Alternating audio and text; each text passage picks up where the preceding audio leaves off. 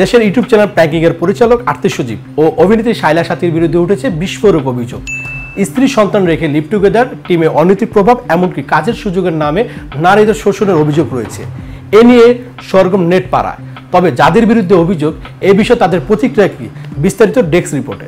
Jessore cantonment college থেকে পড়াশোনা শেষ করে জগন্নাথ বিশ্ববিদ্যালয়ে ভর্তি হন আর্থিক সজীব। এরপর তিনি চালু করেন ইউটিউব চ্যানেল প্রাঙ্ক কিং। প্রথম দিকে প্রাঙ্ক ভিডিও, পরে নাটকধর্মী কন্টেন্টে পরিচিতি পায় চ্যানেলটি। তবে চ্যানেলের আড়ালে জমতে থাকে নানা বিতর্ক। জানা যায় ওই চ্যানেলের সাবেক সদস্যদের অভিযোগ, শায়লা সাথীর সঙ্গে ব্যক্তিগত সম্পর্কে জড়িয়ে পড়েন সজীব। কাজের সুযোগের আশ্বাসে নারীদের সঙ্গে অনৈতিক ঘনিষ্ঠতা তৈরি করেন তিনি। এছাড়াও শায়লার প্রভাবে পুরনো সদস্যদের বাদ দেওয়া হয়। স্ত্রী ও সন্তানদের অবহেলা করে সাথীর সঙ্গে সময় কাটান সজীব। সবচেয়ে বড় তথ্য এসেছে সজীবের এক আত্মীয়ের কাছ থেকে। এক্সট্রিম মশার কয়েল প্ল্যান্ট ফাইবার দিয়ে তৈরি, তাই সহজে ভাঙে না, সুগন্ধিযুক্ত ও নিরবিচ্ছিন্নভাবে জ্বলে। ডেঙ্গু, চিকুনগুনিয়া বাহি সহ যে কোনো মশার বিরুদ্ধে দেয় এক্সট্রিম সুরক্ষা। তার দাবি, শায়লার সঙ্গে সজীবের ঘনিষ্ঠ সম্পর্কের কারণে তিনিও ব্যক্তিগত হুমকি পান, এমনকি থানায় জিডিও করেন। এই অভিযোগ প্রমাণিত হলে বিষয়টি শুধু ব্যক্তিগত নয়, আইনি প্রশ্নও তৈরি করবে। সবার অভিযোগের বিষয় নিয়ে আর্থিক সজীব কথা বলেন বাংলাদেশ প্রতিদিনের সঙ্গে। তখন আর্থিক সজীব বলেন, আপনি এমন কোন মেয়ে আপনি নিয়ে আসতে পারবেন যে মেয়ে নিজে বলবে যে আর্থিক সজীব আমাকে বলছিল যে কাজের বিনিময়ে এটা করতে হবে? এমন একটা মেয়ে আনতে পারবেন?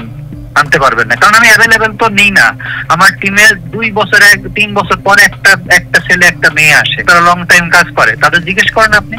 এমন না যে আমি এভরিডে নাটক বানাই, এই নাটকে একজন মেয়েকে ডাকলাম, ওই মেয়েকে আরেকজনকে ডাকলাম। আমাদের কিন্তু এভাবে কাস্টিং হয় না, সো সেইটার কোনো সুযোগ নাই। আমার টিমের প্রত্যেকটা মেম্বার সমান, ঠিক আছে? বিশেষ করে সিনিয়র যারা, তারা অগ্রাধিকার পায়। এটা খুব স্বাভাবিক বিষয়, কারণ তাদের আমরা যে নাটকগুলো বানাই বিভিন্ন প্রডিউসারের ডিমান্ড থাকে যে আপনি যদি প্রডিউসার হলেন আপনি কিন্তু ডিমান্ড করবেন যে আমি আরোহী ওই মেয়েটার খুব ভালো কাজ চলে, আমি ওর কাজ নিব, মিরাজের কাজ ভালো নিব। এইভাবেই হয়, যেভাবে প্রডিউসারের ডিমান্ড করে যে অমুক আর্টিস্টের কাজ আমার লাগবে, সেইভাবে প্রডিউসারকে দেওয়া হয়। আর প্রডিউসারের ডিমান্ড অনুযায়ী নাটক হয়। আপনি জানেন, আপনি নিজে যদি একটা প্রডিউসার হন, আপনি টাকা দিবেন, আপনি বলবেন যে আমি অমুক আর্টিস্টের নাটক চাই। এই যে যারা আমার ব্যাংকিং থেকে তো অনেকেই চলে গেছে, তাদের তো মার্কেট নাই ভাই। এখন এটাও কি আমার দায়িত্ব তাদেরকে আমি আবার মার্কেটে ফিরিয়ে এনে আসি, তাই না? অনেকের বাচ্চা কাচ্চা হয়ে গেছে, অনেকের, তো আমি তাদেরকে আবার নায়িকা হিসেবে আমার কি দায়িত্ব? এখন তারা যদি জোট বেঁধে যে ওকে ঠিক আছে আমরা ব্যাংকিং আবার যাবো, ব্যাংকিং এর খুব ভালো অবস্থান, আমরা যাব, বললেই তো হবে না, তাই না? একদম মিডিয়া এটাকে বুঝতে হবে। এটা তো প্রডিউসারদের ডিমান্ড থাকবে, তার নিজস্ব মার্কেট থাকতে হবে, তার একটা দর্শক টাকা লাগবে, তারপরে তো প্রোডাকশন হবে। তো উল্টা পাল্টা আমার নামে উল্টা পাল্টা বলে তারা নিজেরা ভাইরাল হওয়ার চেষ্টা করতেছে, বা উল্টা পাল্টা বলে যেন আমাকে হেয় প্রতিপন্ন করা যায়, ব্যাংকিং এ ধ্বংস করা যায়, সেই কাজ করতেছে। অমুকের সঙ্গে কি করছে, তমুকের সঙ্গে কি করছে, তুমি বলার কি? আমার সংসার আছে, আমার বাচ্চা কাচ্চা আছে, ঠিক আছে? আমার পুরো টিম আছে, সবাই বিষয়টা জানে। এখানে শায়লা সাথী আমার ছোট বোনের মতো, যেমন আরোহী আমার ছোট বোনের মতো, টিমে ওরা কাজ করতেছে, সবাই এরকম, ঠিক আছে? এটা টোটালি মিথ্যা একটা প্রোপাগান্ডা ওরা ছড়াচ্ছে ব্যাংকিং এ ধ্বংস করার জন্য। বিভিন্ন অভিযোগের বিষয় নিয়ে শায়লা সাথীর বক্তব্য তুলে ধরেন বাংলাদেশ প্রতিদিনের কাছে। এ সময় শায়লা সাথী বলেন, যেটা ভিত্তিহীন সেই কথাগুলা কেন পাগল উন্মাদ এসে আমাকে নিয়ে যা খুশি তাই বলবে, আমি সেটা নিয়ে আমাকে মতামত দিতে হবে? কোন সুস্থ স্বাভাবিক মানুষ তো আমাকে নিয়ে, একটা মেয়েকে নিয়ে এভাবে এসে পাবলিক প্ল্যাটফর্মে বলবে না, রাইট? তো আপনারা এগুলা নিয়ে নিউজ করবেন, তাদেরকে ভাইরাল করবেন, তার মানে তো তারা তাদের জায়গা থেকে সাকসেস হবে, তাই না? এটা তো ডেফিনেটলি আমার কল যে আমি কাকে অ্যাটেনশন দিব, কাকে দিব না। আমি এই সব পাবলিককে কেন অ্যাটেনশন দিব?